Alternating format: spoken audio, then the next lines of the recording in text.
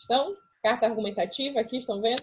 Vamos primeiro rememorar aqui um pouquinho sobre a história desse gênero. Aqui, na verdade, nesse slide, a gente vai falar um pouquinho sobre essa carta que a gente escrevia para parentes. Mas eu quero puxar na memória de vocês uma história mais antiga da carta. Aquela carta ainda que era enviada, por exemplo, por uma cavalaria, que ia levar uma informação de um reinado para outro, que a gente vê nos filmes. Lembram? Já recordaram? Demorava meses e meses para chegar de um reino para o outro, não é? Aquela carta. E não existia internet, obviamente, então o meio de comunicação mais eficiente, o meio de comunicação aqui está em voga, né? Significava que ele revigorava, ele vigorava. Era a carta. E apesar de vocês falarem que vocês não escrevem carta ou nunca viram uma carta, as mensagens do WhatsApp, a forma como nós nos comunicamos de maneira rápida e direta hoje ainda por meios digitais, elas são herança desse tipo de texto. Até os bilhetes, não é? Que são escritos e deixados em casa para alguém veja quando alguém saiu, quando a gente não tem como acessar os meios digitais, eles também são derivados e textos que se originaram a partir da carta. Então, ela nunca morreu, viu?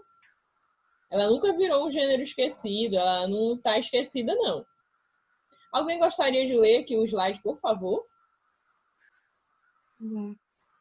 Antes da era digital, um dos meios de comunicação muito em voga era a carta. A mesma era um instrumento bastante eficaz no envio e recebimento de notícias. E era também um meio de matarmos a saudade de parentes e amigos que ora encontravam-se distantes. Muito bem, Yasmin, obrigada. Outro para começar lendo aqui sobre a carta. Primeira coisa que você aprendeu sobre carta, quando você estava estudando esse gênero textual lá no ensino fundamental, foi a respeito desses dois aspectos aqui desse texto. Ó. É um texto que a gente precisa de um remetente. Quem é o remetente? Vocês lembram? A professora até...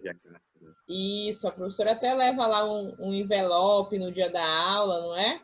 E mostra lá como é que você preenche o lado do remetente, o lado do destinatário. Quem é que teve essa aula na vida? Lembra disso? E aí, a quem a carta se destina, não é?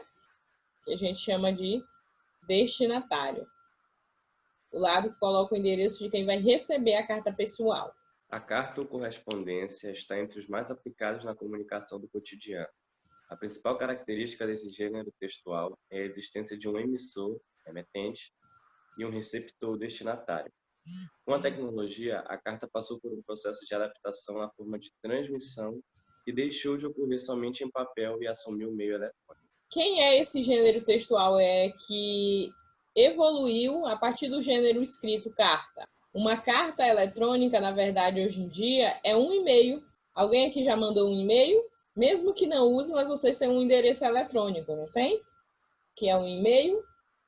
Então, a carta, ela não deixou de existir, ela não entrou em desuso. Assim como a sociedade, as formas como nós nos comunicamos, que são por meio dos gêneros textuais, elas também evoluem. O que aconteceu com a carta é que ela se transformou em um gênero digital, que é o e-mail. E o e-mail acabou se desdobrando em uma infinidade de outros gêneros, não é? De comunicação mais rápida e direta. Uma delas eu já citei aqui, que é, por exemplo, as mensagens que nós mandamos no WhatsApp, que também surgiram a partir da origem primordial da carta. Esse texto que a gente usa para comunicar alguma coisa a alguém, antigamente, não é postado no correio, de forma mais trabalhosa, eu diria. E hoje, de forma mais rápida, direta e eficaz, por meios digitais. Aqui nós temos alguns tipos de carta para lembrarmos também. Vocês já conhecem, já nós vamos chegar na carta que nós vamos produzir e usaremos nessa nossa terceira avaliação. Mas primeiro sobre a carta pessoal, que é a carta que você já conhece, que você já escreveu ela, você já foi apresentado. A sua referência de carta, você tem essa daqui, carta pessoal. É importante também dizer aqui que não existem só essas cartas aqui que eu vou mostrar para vocês, tá bom? Existem outro tipo de cartas.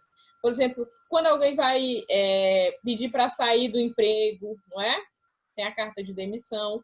Quando alguém vai entrar em emprego, tem a carta de admissão, não é isso? Tem vários tipos de carta. Tem carta quando que são trocadas entre empresas, entre corporações, que a gente chama de os textos oficiais ou cartas oficiais, redação oficial.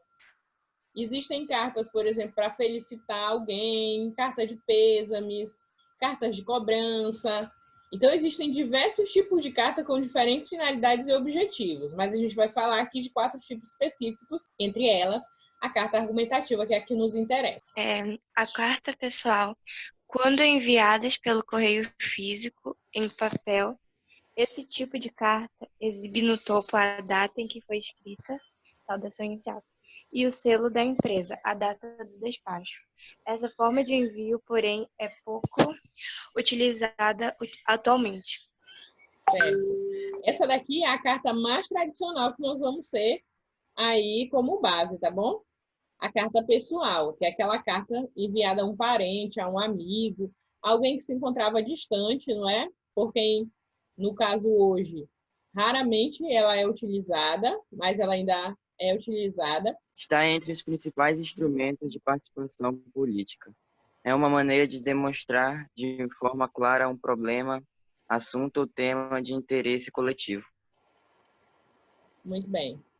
A carta aberta, ela já é uma carta que geralmente é publicada por alguma empresa, por alguma instituição. Pode ser publicada por uma só pessoa, professora? Pode. Mas geralmente ela demonstra uma opinião, uma comoção. Nós sabemos que nós estamos enfrentando grandes problemas em relação às queimadas, né, no centro-oeste do Brasil, na Amazônia, no Pantanal. Então, o repúdio a essas queimadas, as ações políticas que vem acontecendo no nosso país, que não desenvolvem políticas efetivas em combate a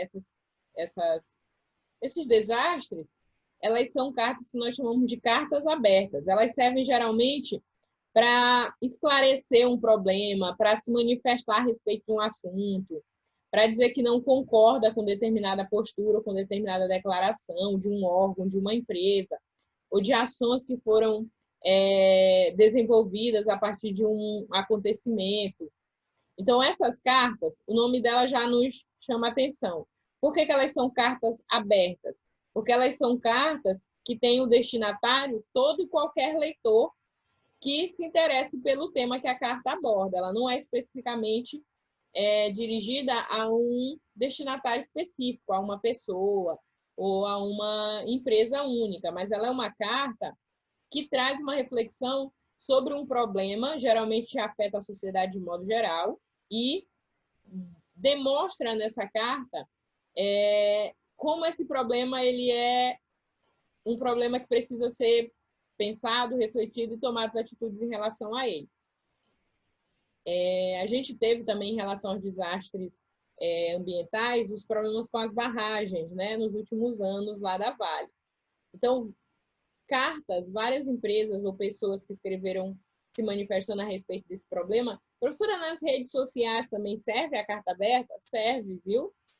Você já leu aqueles textões lá nas redes sociais a respeito de algum problema social que nós estamos enfrentando? Até a questão agora econômica da pandemia, não é? A questão dos auxílios, a própria declaração que o presidente fez na ONU recentemente, essa semana, teve uma grande repercussão.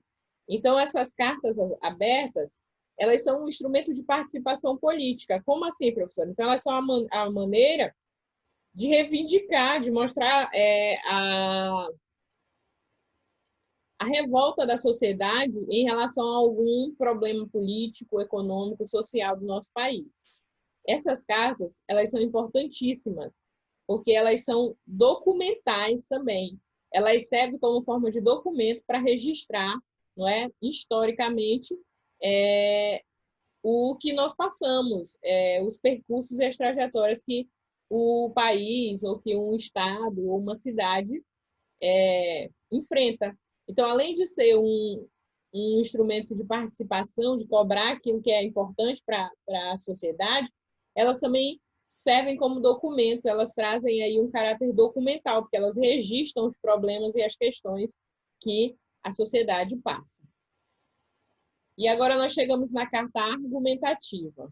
Carta do leitor. São enviados em geral para jornais e revistas como maneira de conferir apoio ou demonstrar insatisfação com o material veiculado, ou seja, informativo publicitário. Seja ele informativo ou publicitário. Obrigada, Caliel. Esse tipo de carta aqui, ele também sofreu alguma alteração em relação aos meios digitais, tá bom? Mas ela ainda efetivamente é usada no cotidiano das relações desses universos aqui, ó, da notícia, da publicidade, as revistas, os sites, as próprias emissoras, elas permitem que o seu telespectador, o seu leitor, até as empresas também, possam emitir uma opinião a respeito do próprio trabalho que elas fazem, do serviço que elas oferecem, ou de uma matéria que foi publicada, ou de um anúncio publicitário, ou de um programa, no caso das televisões. Então, a carta que é emitida pelo leitor, pelo telespectador, por alguém que consome um produto, ela é chamada de carta ao leitor. Essa carta tem alguma característica específica, professora, para ela ser chamada de carta ao leitor? Sim.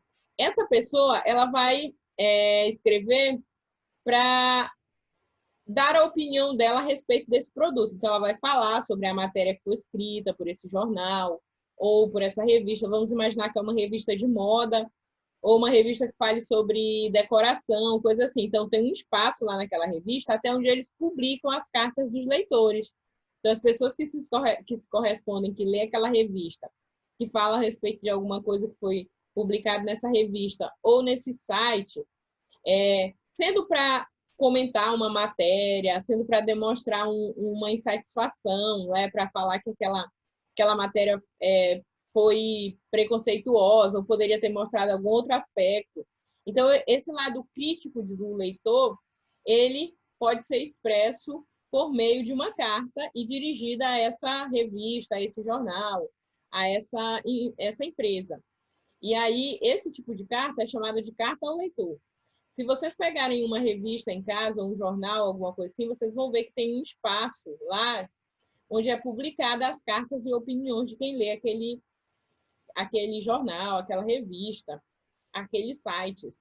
No caso dos sites ou dos jornais hoje em dia que estão com site, tem lá um espaço na interface da tela do jornal onde o leitor pode se manifestar, onde o telespectador daquele jornal pode escrever um comentário ou fazer uma publicação ali para os organizadores ou para quem escreve ali dentro daquele veículo. Essa é uma carta que nós chamamos de carta ao leitor, tá bom? Ou, desculpa, carta do leitor. Tem como objetivo principal persuadir o leitor. A argumentação é a sua principal arma de convencimento. O emissor, o escritor, através do seu ponto de vista, tenta convencer o receptor, que é o leitor, sobre determinado assunto. Isso. Então, antes de eu começar aqui a falar sobre a carta argumentativa, você já vai copiar esse conceito aqui no seu caderno, tá bom? Copia aí no seu caderno. Carta argumentativa. Faça toda essa anotação aqui. Tem como objetivo principal persuadir o leitor. O que é persuadir? Todo mundo sabe aqui que é a carta que nos interessa. Quando estudamos debate... Oi? Convencer alguém com argumentos. Convencer, muito bem. Quando estudamos debates ou outros textos argumentativos, nós já utilizamos esse verbo, já sabemos o significado dele, né? Persuadir é convencer. Quem não sabe, puxa uma setinha aí e escreva. Professora, para eu anotar todo o conceito, tá bom? Escreve carta argumentativa. Isso. Já sabemos que a principal característica dessa carta é a argumentação, a persuasão.